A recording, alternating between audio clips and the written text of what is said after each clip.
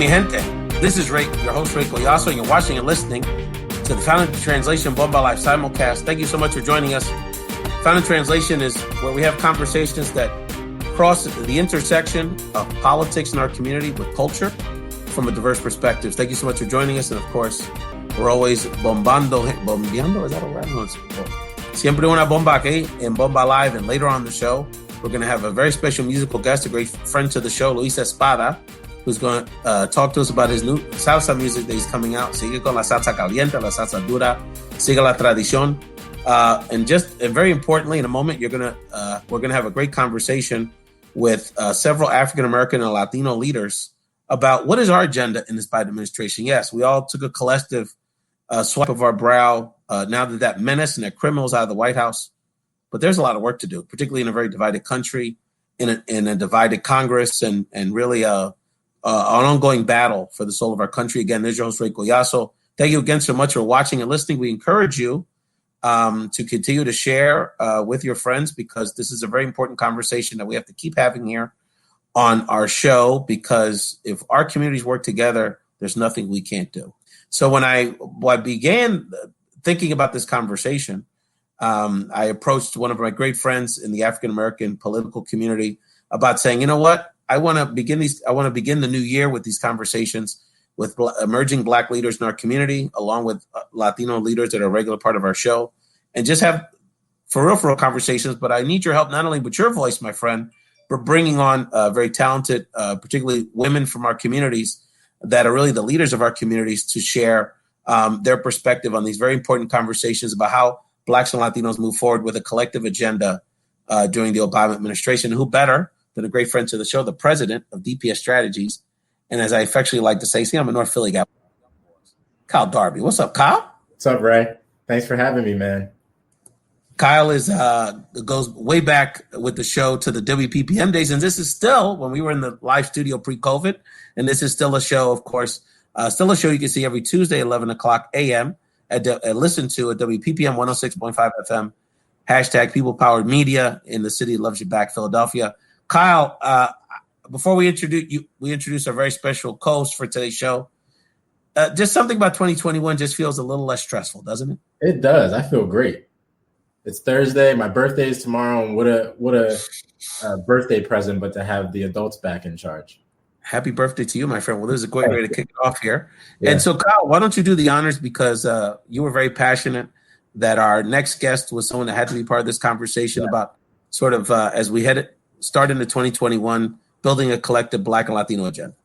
So this individual has been a friend, has been a colleague over the last few years.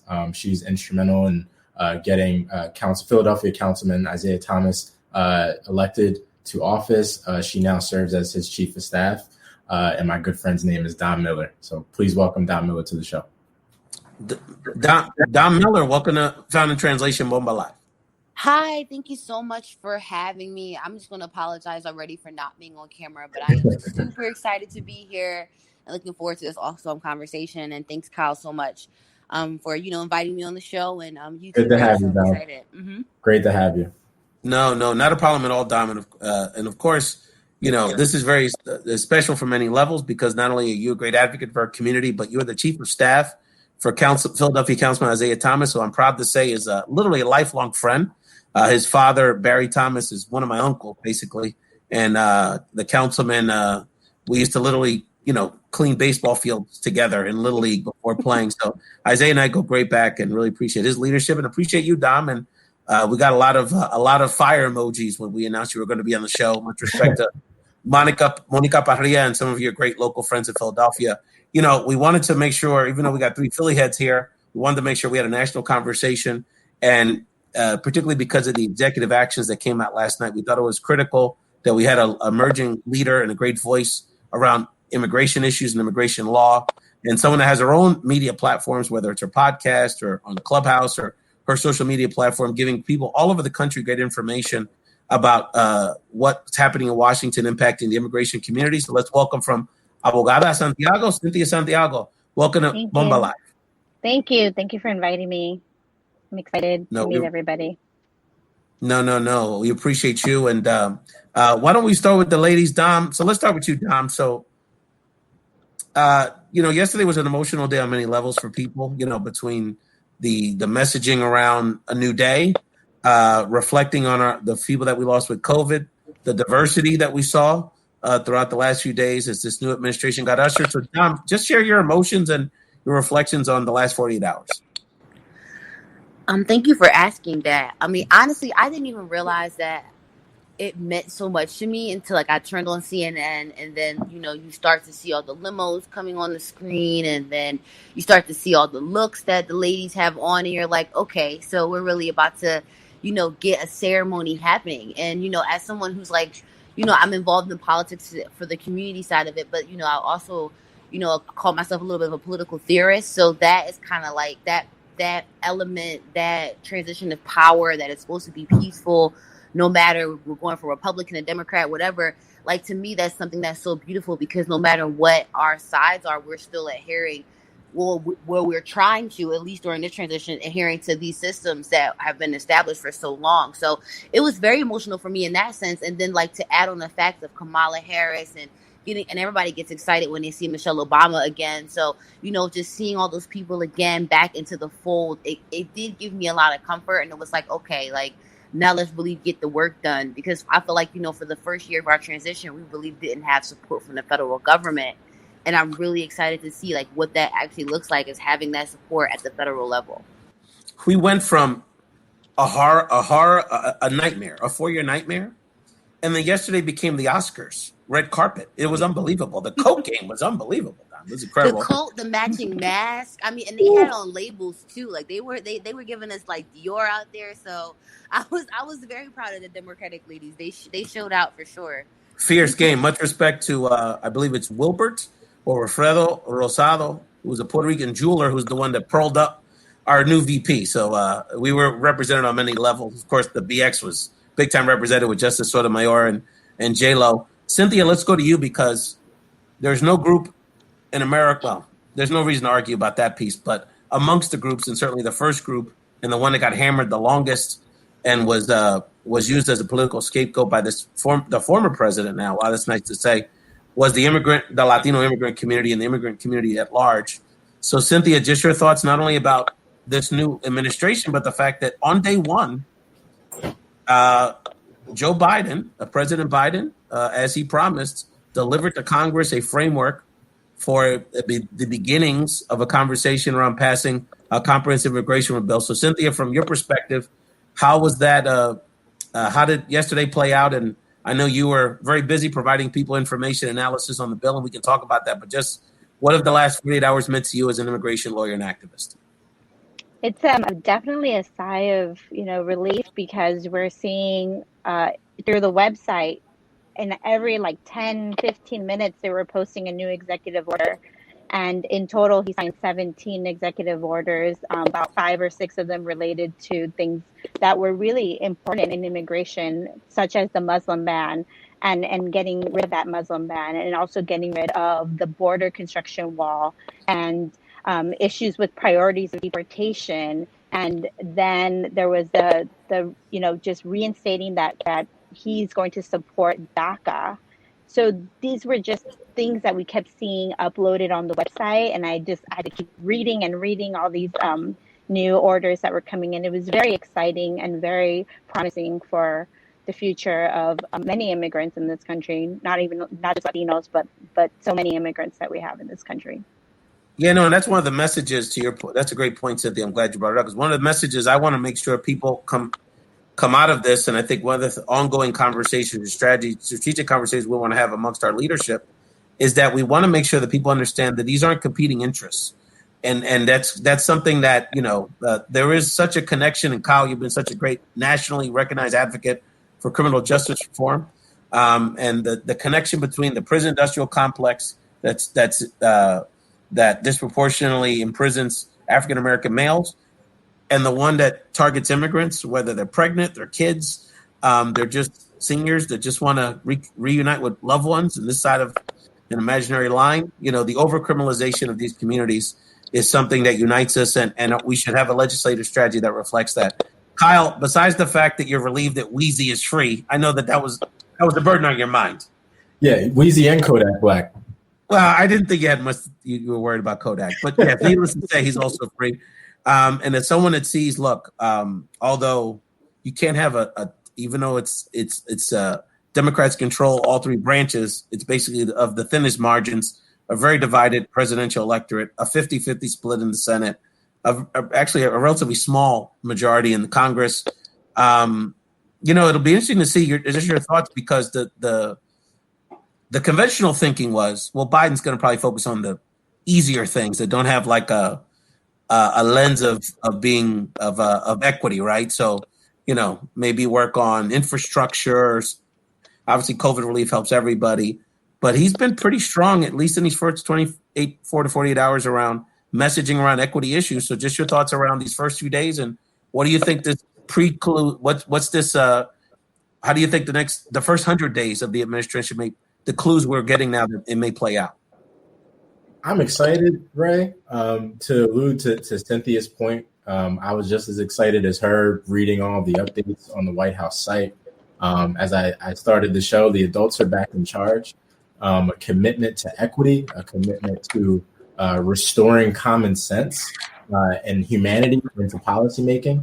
One of the executive orders that was signed, the title, I'll read it for you, is Advancing Racial Equity and Support of Underserved Communities Through Federal Government. And the reason why that was so important is because we can talk about immigration, we could talk about criminal justice reform, we could talk about economic development and the lack thereof. But what a lot of folks don't understand, especially at the government level, and this goes for federal, state, and local, is a lot of the inequities exist in policy, right? So what do I mean by that? How department heads and their staff interact with each other, the policies that they're able to implement or not implement, and the things that they're able to do and the rules that they're confined by actually promote the inequities and the inequality that we have. And this executive order was really, really important because it's focused on removing the systemic barriers that have been holding Black and brown people back for centuries. So I'm excited about the first 100 days. Like I said, I'm just really thrilled that we have someone in the White House that cares about people and is leading with their heart first, and really understands how government works. I think a lot of where we're a little frustrated and a little irritated by Trump was not only his theatrics, but the fact that he just, quite frankly, didn't understand how government worked, and how to really get around some of the red tape. So I'm thrilled, I'm excited, and really looking forward to seeing what this administration does. Yeah, I want to go back to you, Cynthia, because there's immigration is so complicated, right? Because you have sort of the elements of immigration policy that are perceived as maybe more palatable for bipartisan solutions, right? The dreamers, sort of focusing on younger people, maybe even people that, TPS holders, they're already here, they're already relatively been legalized on some level. But then there's kind of the harder conversations our country has had. What does the path for legalization look like for the 11 million? What does the path to what does border control and our legal immigration policy look like moving forward? So just, Cynthia, any thoughts you have around how you anticipate this process going, and what, from the lens of an immigration attorney that's assisting people that have all individual, very different, distinct immigration stories, what are your hopes for the Biden administration and Congress moving forward around this issue? Yeah, so I definitely have seen the most extensive bill. He's presenting a lot of thorough information going back to 1996 when the laws were passed that basically criminalize a person entering and exiting the country, gives them like bans to be able to legalize their status. So he's definitely very thorough as to the different levels of barriers that have been created by these laws that have made it very difficult for people to legalize their status. It's not as simple as signing up and getting your papers. It's a very lengthy process of 20, 30 years, many times for some countries. So I definitely I like what I see on paper, but I definitely think that there's going to be a lot of controversy with getting bipartisan support on these bills. A lot of the pathways, they also are talking about legalizing about 5 million undocumented individuals that have to pass a background check and have to pass certain requisites of having their taxes filed. And so those are areas where I think there's going to be some controversy as well as to what criminal background is, and dividing as to people who have some criminal background, what is enough, what is, who's going to be excluded out of those conversations as well. And so I think that it's definitely also room for the Black and Brown community to join, because we have seen an over policing of the Black immigrant community, and we've seen a lot of issues in the communities of not only over policing through local police force, but then also through the federal system through ICE and immigration, more denial rates on Black immigrants, higher bond amounts. There's just there's very key points that we can join as a community and to fight this criminalization of the immigrant population, and that goes back to communities that of color. And I think that we got to keep working on these collaborations, on these just getting our voices together and working as a community, because the prison industrial complexes, the immigrant detention centers have grown through this process of criminalizing these communities. So I think that should be our moment to really link up and really push hard. I'm so glad, Cynthia, brought that up. And we're talking to a great panel here, Cynthia Santiago, Cal Darby, and we're going to get Don Miller back in this conversation in a moment here on Founding Translation, talking about what the collective Black and Latino agenda during the Biden administration from an advocacy point of view look like. And that's very important because, and it's ironic, going back to my hip-hop references, Cal, that the 21 Savage situation sort of brought to light in pop culture and in urban culture, the fact that we have a pretty significant, notable Black immigrant population, whether they're from Africa. We have a notable Black African population on our southern border, part of our refugee community. We have Afro-Latinos from Latin America. We have Black Caribbean people. So this is a big part of the story. And oftentimes others try to separate these stories whether it's criminalization of our urban Black youth through the justice system or the immigration system, which disproportionately impacts Black and brown people.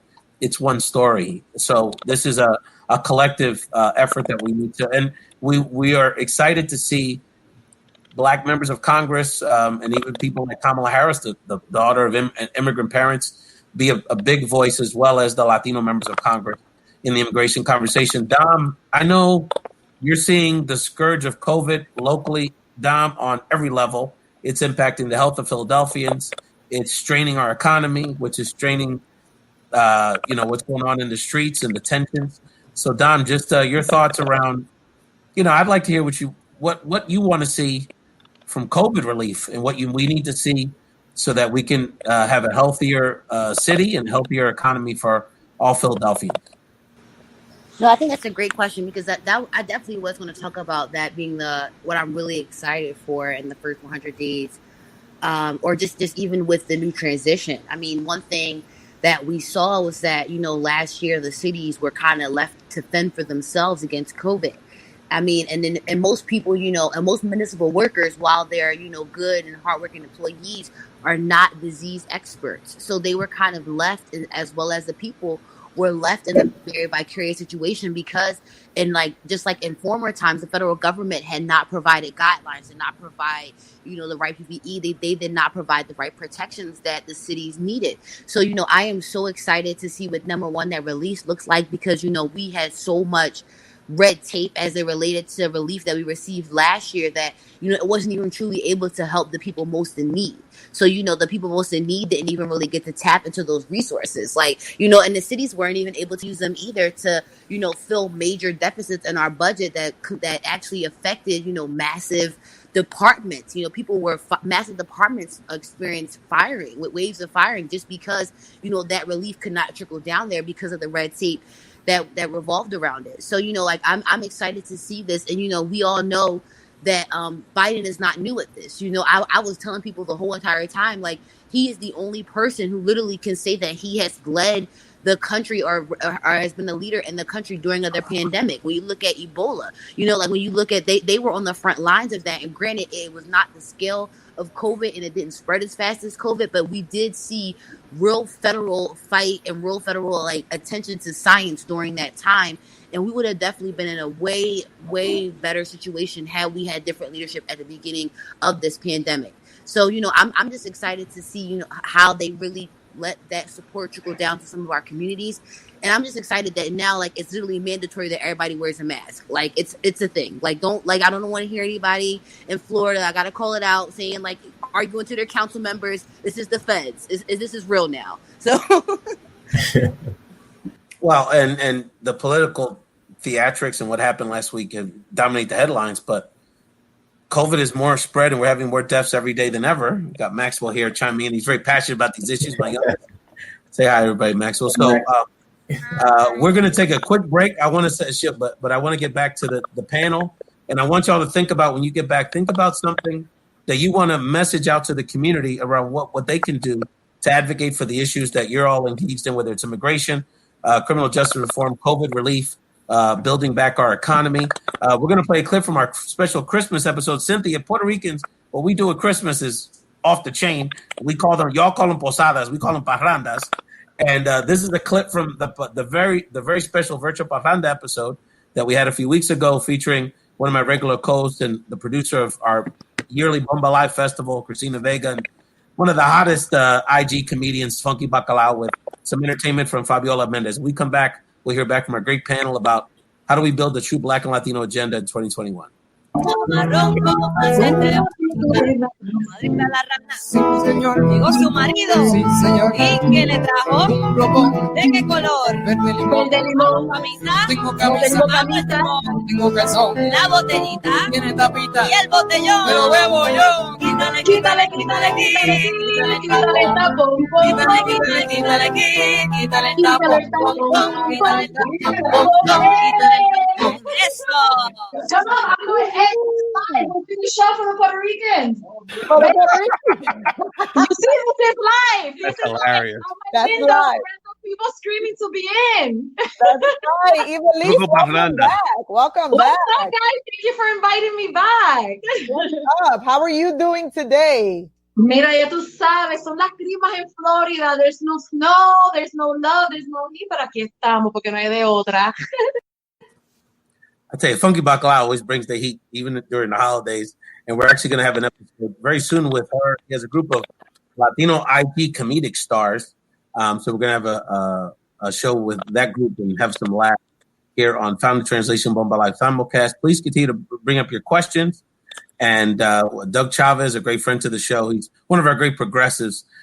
He's taking a breath and excited that we have an adult in the White House.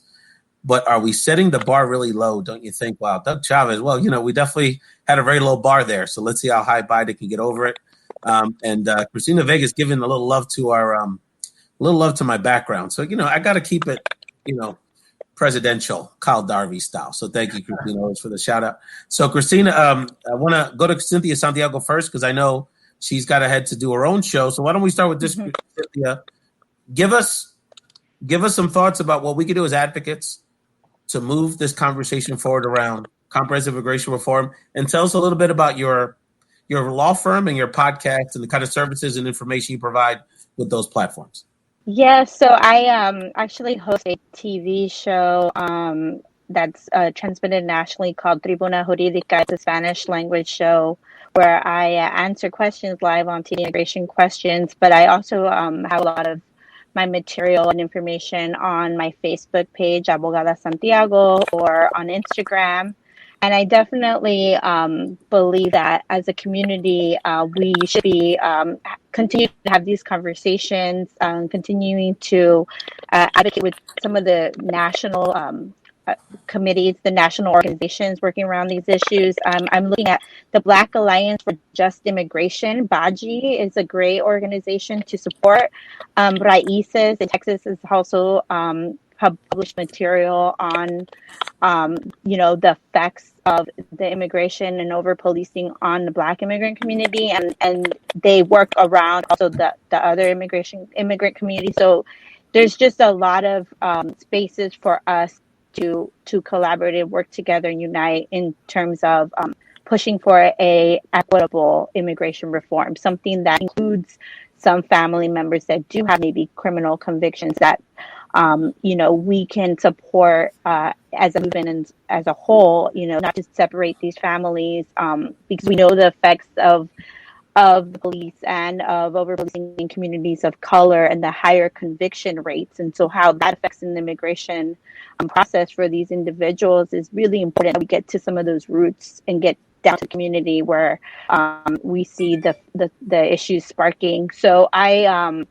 definitely, I would say, continue to support these organizations that are doing great work, and also call your Congress members, call your representatives, get them on board to putting these issues at front and center. I know we also are dealing with the pandemic and the effects of the pandemic on essential workers. I know Joaquin Castro has a bill for the meat packers, the farm workers, and trying to secure that they get some type of a temporary status while they're working on the front lines, and we don't have all the protections for them from deportation. So those are things that that I'm looking forward to supporting. Well, thank you so much. Repeat before you go, Cynthia. Just repeat again your social media and your television show, which and where we can catch all that great content. The show is in Spanish language. It is called Tribuna Jurídica, and it's on LA TV. And my Facebook page is Abogada Santiago.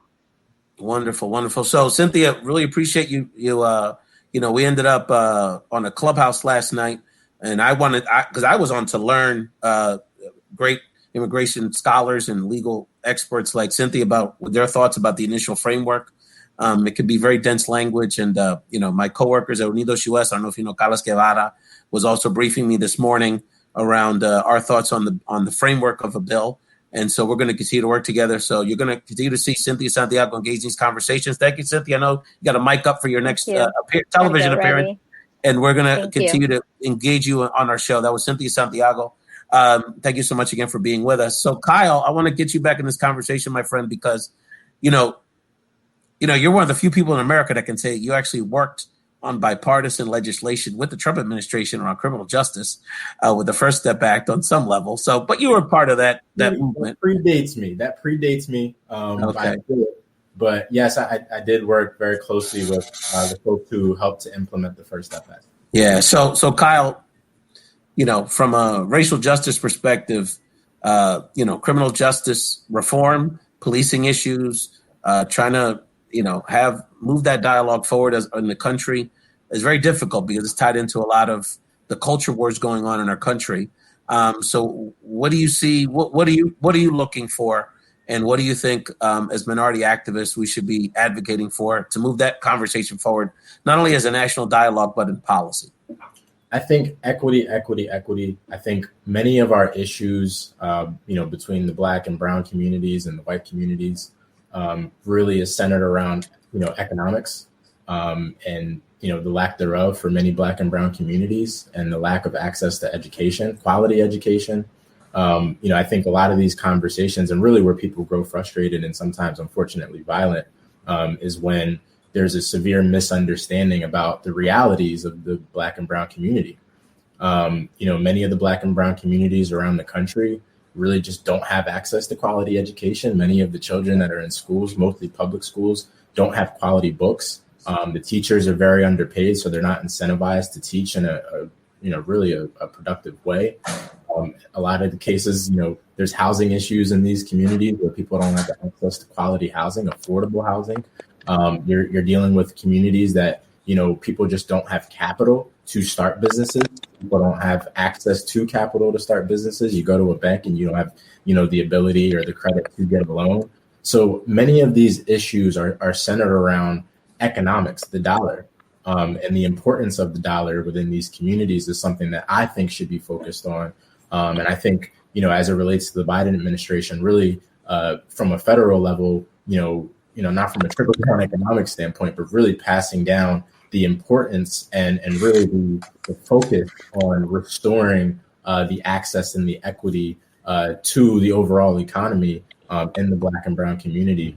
And one of the things that I think is really, really important for folks if they're going to be supporting some of these initiatives is really understanding how government works, right? So not only calling your congressperson or your senator or your state senator or your assembly member or your representative, understanding what they do for a living. understanding what their jobs are, what they do on a day-to-day, kind of what the bureaucracy is of their job. Because it's very difficult to blame someone when you don't really understand what they do or how they do it or how they're connected and really the position that they sit in that particular legislature or regulatory body. So I think we need a restoration and really a review of our civics and how we haven't paid attention to our civics in many, many years. And it hasn't really been a priority in schools. It's not being taught in schools in the way it was in the 50s and the 60s. So I think people need to get back to the drawing board. I know one of the comments was, do we think that, adults being back in the White House is a low bar? Well, yes. I mean, all of our institutions were in serious threat up until 2 weeks ago, to the point where, we've had to impeach this person twice now. So I think we do have a low bar, yes. And I think it's going to take some time to achieve some of our policy agendas, but you have to go back to the drawing board. We have to return to some sort of normalcy here and really start to understand the intricacies and the complexities of dealing with these issues. Before I get Dom back in this conversation, I'm really enjoying this conversation with Kyle Darby, Dom Miller. We had immigration lawyer Cynthia Santiago on with us moments ago, and great Salcero and great Philadelphia, great friend will be on later to provide us a musical entertainment, Luis Espada, here on the show. But Don, the devil's in the details, right? Because the you can have something like, and I'm just saying as an example, an infrastructure bill, quote unquote, to spur the economy, right? But if all of the infrastructure jobs go to white guy, middle-aged guys in hard hats in the upper North Midwest, is that really building the national economy equitably? And the other part that you just referred to around COVID relief, which was a really challenging piece when the Republicans controlled the White House and the Senate, was our local and state governments need to replenish fundings that they lost from dealing with all the COVID stuff. So Dom, I know that sort of the details and the intricacies of these policies really impact our local communities quite a bit. Yeah, no, I definitely would agree. And I really would want to put a point to what Kyle said about really understanding and paying attention to what your local elected officials do. I mean, when you think about the fight, just taking it back to police reform really quickly, some of our state reps, like people who go to Harrisburg, are on the front lines making some really major changes around police reform and are actually under attack right now because people are not completely well informed about what some of the reforms that they're fighting for are trying to do. I mean, for example, you look at Act 111, and Act 111 is literally like the number one barrier that, stops us from getting bad officers off the street. And, a lot of people see when you want to make changes to Act 111, they believe that's going to be attacking labor. And, as Philly, we're a labor city, as you mentioned, we're labor through and through. And that can that can come off negative to some of these state reps. And, they could be under a serious attack when really all they're trying to do is make sure that Black people are treated equally by police. And that's just not the way that it's being received. And then when you talk about the devil being in the details, I mean, I've been banging this drum with Isaiah, screaming at Isaiah about just how frustrating it is because, you have so many council members who come up with legislation that is actually good. It addresses a lot of the issues that we see every day, but it does nothing because the implementation is just not there. There's no follow up to make sure that those programs actually even work. There's no check to those systems. So you just have these awesome ideas, but they just kind of stop at being ideas, and we really don't get to see the change from that. So has been probably one of our major issues that really has stopped us from making real serious changes. I literally had a conversation about this yesterday with a group of ladies where it's just that we have to start, pushing our departments and pushing the people that serve our citizens to show that they deserve better. And that's just really that's not the narrative right now. When people have to interact with government, they see it as a burden. They see it as a hurdle and not an experience that they really want to be involved in. And to me, that's so disheartening. Because when you think about what the government is actually supposed to be and how it's supposed to serve people, that should not be, how people see their government at any level. So I know I probably went all over the place with that, but that's just what I see every day. And like you said, granted, the federal government can have as many awesome things that they want to do, as many great reforms, but if we don't really look down into implementation, if they don't really follow through with implementation, it could just die on the vine and not really do what they wanted to do. Yeah, that's such a good point, Dom, because one of the things that actually was a big point that civil rights activists have been focused on in this racial equity conversation on a national level that actually was included very prominently in Biden's executive order yesterday was this concept of making sure we have accurate data to track the progress and the results of these policies. Mm-hmm. So this happens in criminal justice, and it impacts the Black community, but it really impacts the Latino community.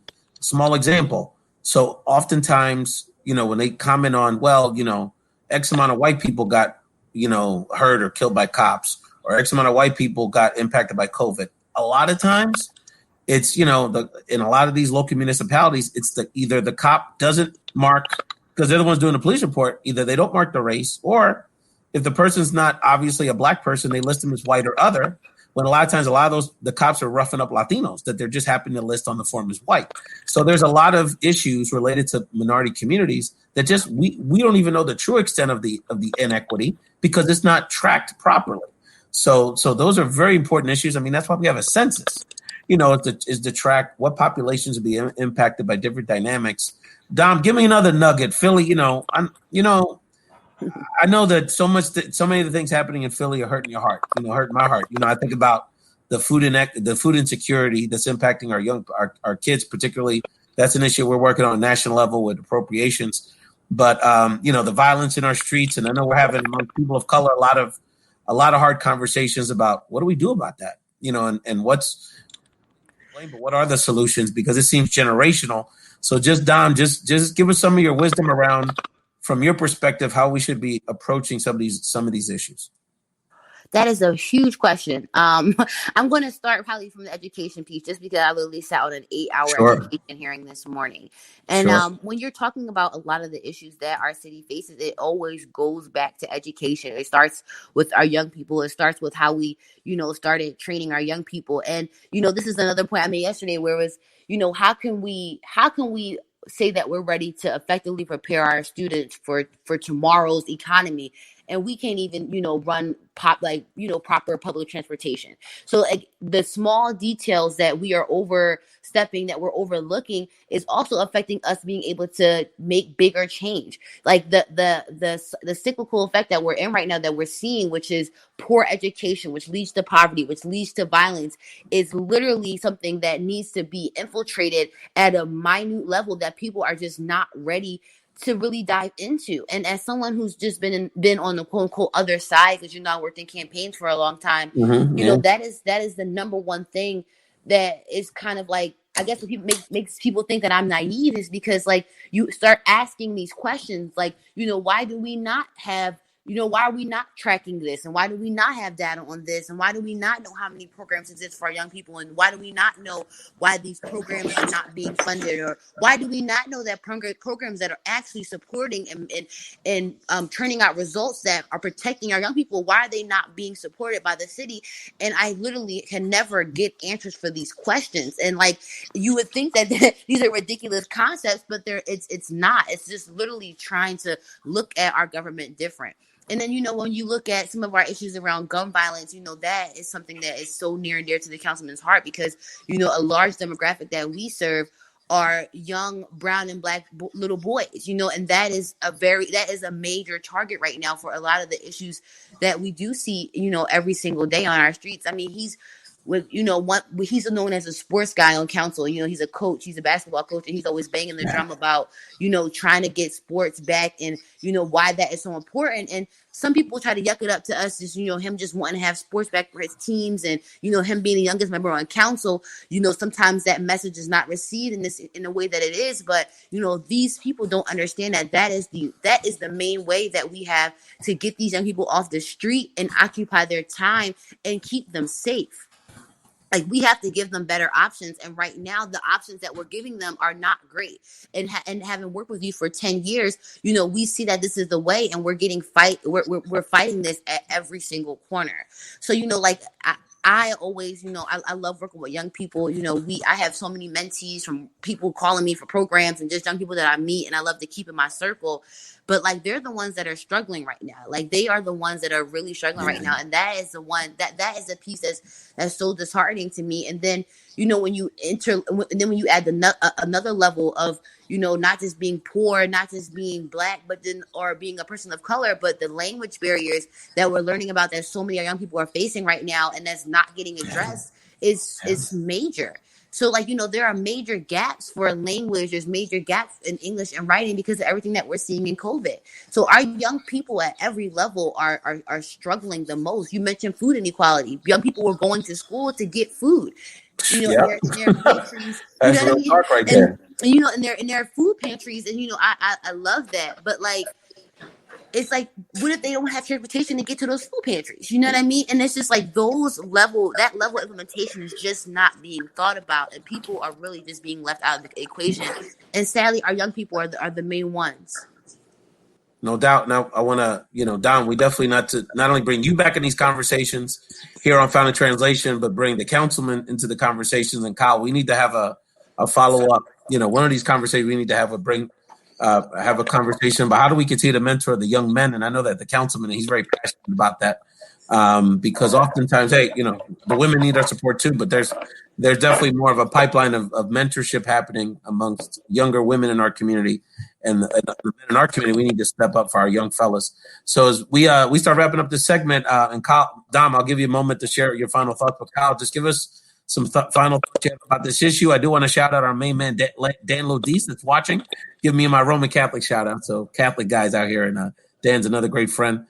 Kyle, just any other thoughts you have about this conversation? What people who are watching this can do, besides after the show, go watch the Versus with Ashanti and with a shot. But what else? Keisha Cole. I don't know. My wife would say that's her. She's Team Keisha all the way. Just any thoughts you have about what people can take out of this conversation? They can take in their daily lives to elevate their voice in advocacy for our communities. And Dom and I have had many conversations about just more of the policy and like the real boring, very nuanced stuff, right? But it's important though. It is important, but I think when you have conversations like these that are centered around people's lives and really how policy impacts people's lives, I think it's important to keep it very general and keep it very palatable for people to understand, people from all walks of life. I think the most important thing to do right now in terms of making your community better, making your daily life better, is to care. One of the things that Dom and I have spoken about is the food inequity and the food inequality in the city of Philadelphia and around the nation. Why are children going to school hungry and leaving school hungry, right? Well, that has to do with someone not caring, whether it's the school district, parents, neighbors, you name it. I think many of our policy issues are many of the issues in and of themselves, and the reason why people are in the streets picketing and people are marching on the capitals and things like that is because of the lack of concern, especially for the youth. I think in large part, and this has a lot to do with the technology age, I think a lot of parents have neglected the development, the psychological and mental development of their children, and really caring and putting in the work to ensure that that child has access to food, to a quality education, to, just the daily, walks of life that helps with their experience and building quality character, especially with the youth. And I have to go back to Isaiah and Dom, because I think Councilman Thomas is doing an incredible job with this and has for years. I actually visited one of his basketball practices. I used to play basketball in the past, and I've seen him in action, and how he deals with children and teenage boys specifically, and the level of care that he brings, not as a politician, not as, a basketball coach, but as a person to these teenage boys, is something that I just truly, it's enjoyable to see. And it's something that I want to see more from our public officials, from our leaders, from our community leaders, from parents, all down the line. Just more care about the youth, more care about your community as it stands, and more care about the issues that actually impact you and your family and your neighbors and your family, abroad. So I can't stress that enough. Care is the most important thing. We can talk about politics till we're blue in the face, but without care, our politics is dead in the water. No, and believing and seeing that your elected officials are fighting for you, and that empathy that they have for what's going on here on the streets. And like I said, we don't talk enough in this country about the fact that a lot of our children are going to bed hungry, much less the adults are going to bed hungry. And in a country with the resource that we have, that should never happen. Yep. No question about it. Yep. The great thing about Kyle, and it's easy to follow because he has not only one of the best handles in the game, but he's got two. You can follow Kyle Darby on Twitter at KD_CEO1. Not bad. But his IG is even better, at Worldwide Darb. So you got to know about the hoops to really know about that. But Kyle, appreciate you. And Dom, any final words for our audience about what they can do to stay involved, particularly if they're in Philadelphia? I would just say, tell people to continue to pay attention and that, to reach out to your local elected officials. I mean, there are people on the other end of those emails and phone calls. I know I'm one of them. And actually, Dan, who you shouted out, is actually on my staff as well. He's my legislative director. So Dan is on those other end of those calls as well. And I'm going to, spin off what Kyle said too, is that, I want people to know that there are people in their local government that still care, people who are actually still fighting for them. I'm Philly resident, born and raised here. I left Philly. I came back because I love my city. And I work every day because I care about making the lives of the members of this city better. And I feel like people don't hear that enough from their elected representatives. But I think that is a message I really want people to take away with. And I was browsing through the comments, and I don't want anybody to think just because we're excited for the transition that we're not going to hold them accountable. Right. That's why we're here. I'm gonna be frank. I was a Elizabeth Warren delegate, so I'm not, and I never tell people that I'm not. But I was happy. When Biden got the nomination, I was happy that we won.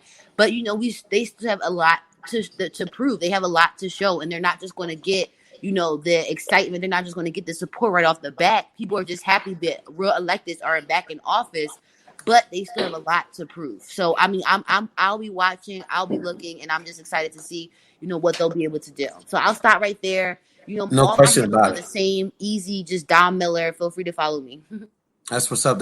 So in your honor, Dom, as we wrap this segment, we're going to play a clip from a previous episode where an incredible Latina diva, Heidi Arroz, blew everyone off the stage. So enjoy this song, and then we're going to bring an artist with some new salsa music from Philadelphia, a great friend, Luisa Espada, onto the show.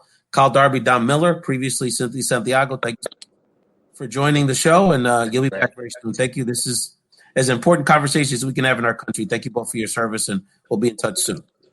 Thank you so much. My strength, my God, my love, my life, you're all I need to get me through the darkest night. My peace, I 'cause I know you'll never leave my side.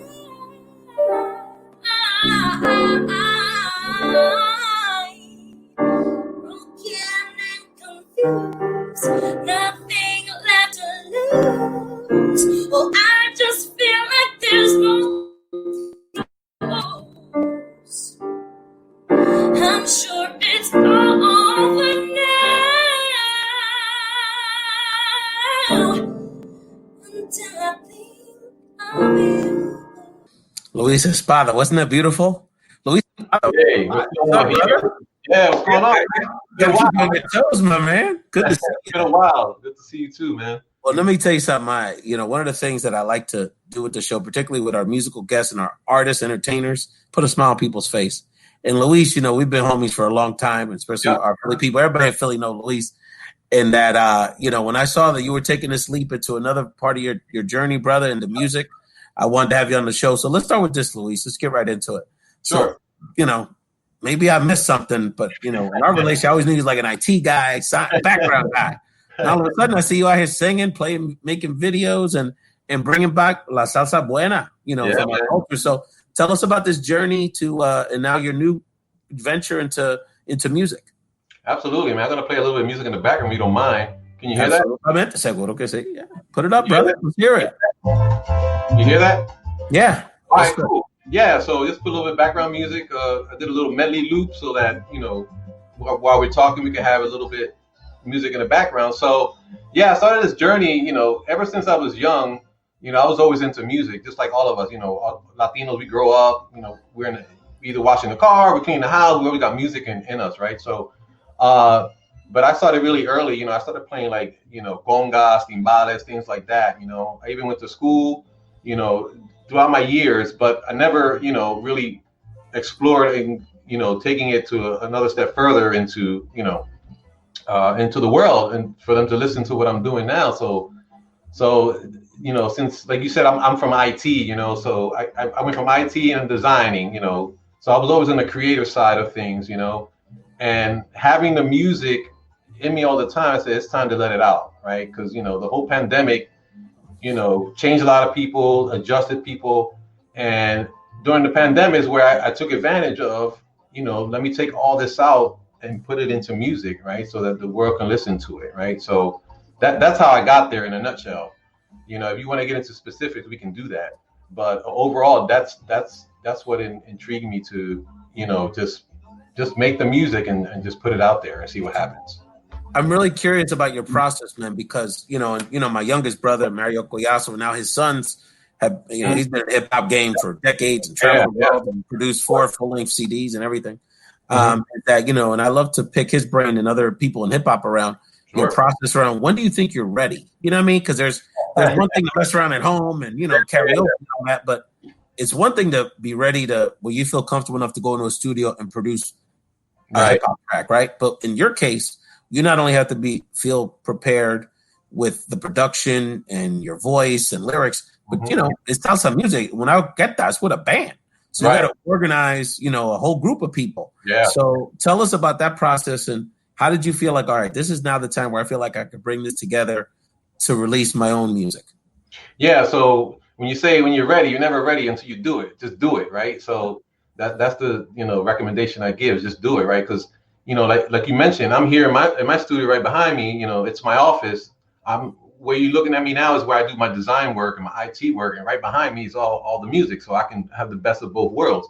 But you just go ahead and do it, because when I did my first release, I was ready because I wrote that song like in November of 2018. I was playing around with it all in 2019. I was like, I gotta get this out there. I can't just let it sit there and just go to waste, right? So you just gotta go out there and just do it. So when I felt I was ready, I did a lot of practicing, making sure all the tweaks were there. And, originally I was only going to do the music, right? And put the band together and form a band and do the sing and have somebody else do the singing, right?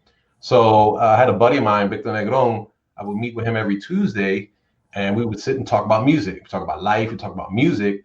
And he's like, you got to figure out what you're going to do. You're going to have somebody else sing it or you're going to sing it. I'm like, I don't know, man. I don't know if I can do that. I don't know if I'm ready, right? I don't know if I'm ready, Yeah.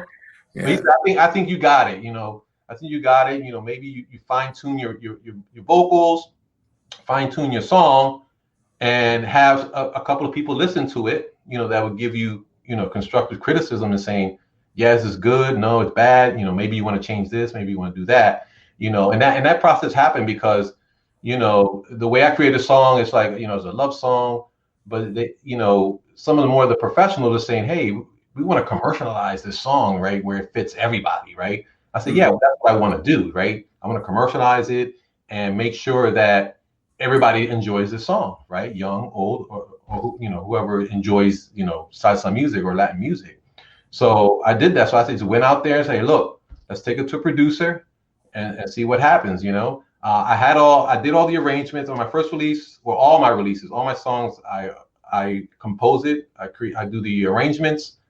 I do like a demo, a sample. I do it all keyboard, bass, electronic. I do it all from start to finish. I even do the cuts. I have congas. You see a conga over there. Yeah. Bongos over there. I do all my cuts all there, and I record it. I record it here as a demo. Take it to the producer and saying, "This is what I want." and they refine it, man. They kind of like take it to the next level, right? They just take what I have and just take it to the next level and just, it beefs up the song. They add the bass to it, they mix it, they tweak it, and they master it, and it's ready to go, right? Because it's just a lot of practice. So it comes to a point internally saying, I'm ready. Yeah.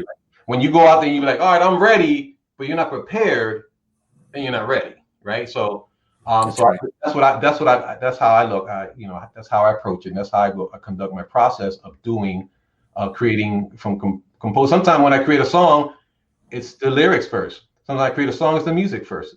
There's no right or wrong, right? It's just when you put it all together and you're saying it's ready.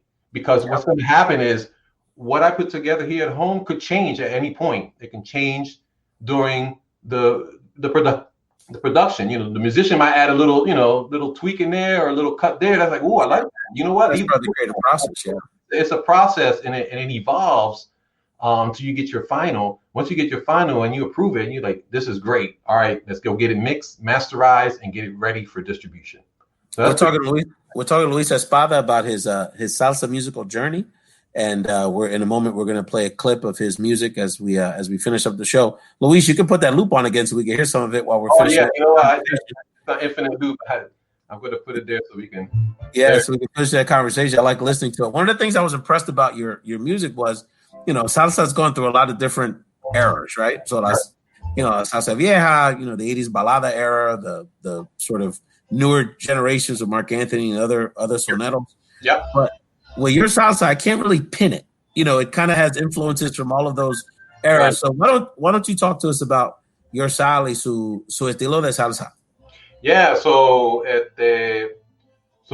my style it's emotional, right? So whatever I feel at the moment when I'm writing it, when I'm composing it, or when I'm creating the arrangements, I don't want it to be the typical salsa, So it has a lot of influence of maybe hip hop, like Tu Calor is like it's urban salsa, right? So it's an urban salsa. It's easy to understand. I write lyrics so you can easily sing it along and understand, Tu Calor, me falta tu calor, right? I even got my granddaughter singing that, and that's the hook, right? So a song, of course, is always about the hook, right? But I also wanted for it to be stylish, like you mentioned, like back in the 90s, the salsa romantica, and you got salsa dura, you got all these different types of salsa, right? I said, how can I incorporate all that in there, right? I want it to be a love song. I want it to have a smooth hook, a nice hook, but it's like the salsa is still bailable, you know what I mean? You can dance to it, you can feel it. You're like, wow, it's different style. So I try to switch things up a little bit so that it's not the typical pattern, right? There's some other songs that I have that are coming out. It's not your typical pattern. I might start with a coro, and then do a verse, and then go right into the mambo, right? Or you can go into a nice intro, a verse, a bridge or a hook, verse, and then out to a mambo. I don't want to continuously do those typical patterns. I want to switch it up a little bit. So I feel that. I'm trying to come up with my sound and so forth. There might be different flavors because I'm still trying to figure out what that sound is. Tu Calor is like a urban salsa, but it's about love and emotions and feelings. They have another one that says No Responde. In real life, I'm trying to reach this girl and she's not getting back to me. What's going on? So it's kind of like urban life or what's really going on in the world today. Again, very simple, easy to follow, easy to understand. And then La Música por Dentro is more like, I'm going to put a little more salsa dura in here where it's more danceable, right? Because this is what I feel right now, right? This is what I'm feeling. And I want to express it, right? I want to express it to you, to the world. I want to express what I'm feeling about the music that I'm creating today.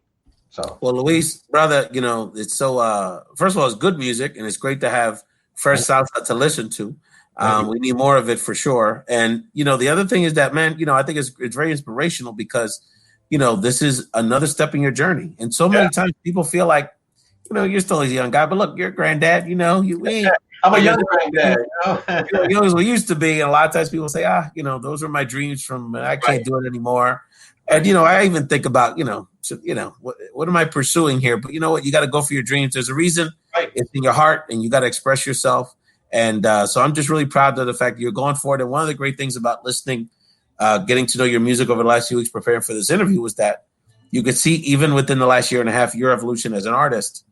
And I'm excited about what's next for you, because I can see from these tracks that you've done that you have so much more.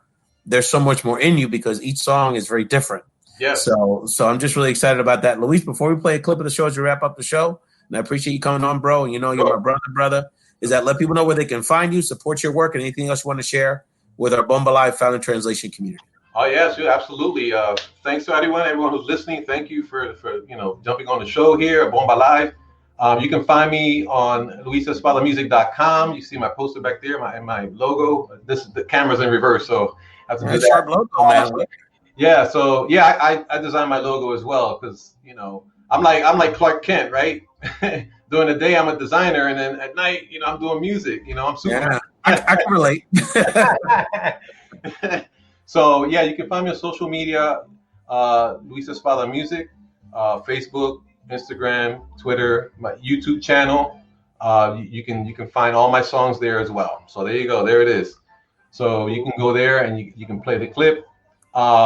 Just to give you a little backdrop of Tu Calor was the inspiration of my wife, right? So that's a little promo there, but I know you got to play the whole video, but it's inspiration, for my wife. And then it's also inspiration of, that song from Eddie Santiago, Tú me quemas, right? Say a little, yeah. Me quemas, right? Cuando tú me quemas, tú me das tu calor. So that's kind of like how I put this song together, with the inspiration of my wife and the inspiration of that song. So. Well, Luis, brother, I'm proud of you. I've enjoyed, I'm enjoying the music. Like I said, it's very important que sigamos con la salsa, and it's interesting because, the salsa scene is that there's so many other places in South America, Peru, Chile, Japón, that they're producing a lot of great salsa now. And Puerto Ricans, we're not, we still have our legends, but the new generation is falling a little behind. And, look, we love the reggaeton and the música urbana and all the other great music that our community produces. But, la salsa es el corazón. That's the soul of our music. So the fact that you're keeping it alive, brother, I really appreciate it, brother. Follow Luis Espada on social media, support him, download his music.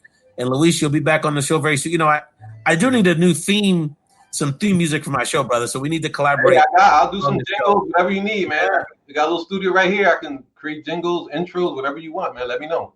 I promise my audience, though, I'm not going to become a reggaeton artist. That's not going to happen. I leave the rapping to my brother and his crew. Luis, thank you so much, Pop. You know how we roll, and let's end the show. And I want to thank, of course, Kyle, Cynthia, and Dom for being on the show and have a very substantive conversation about how we bring our communities together. And I think it's very appropriate that Luis, with this wonderful Afro-Latino Caribbean music our community produces, finishes up with his newest song, Tu Calor. Cuídate, papá. We'll talk soon. All right, man. You got it, man. Thank you. Y me hace falta tu calor.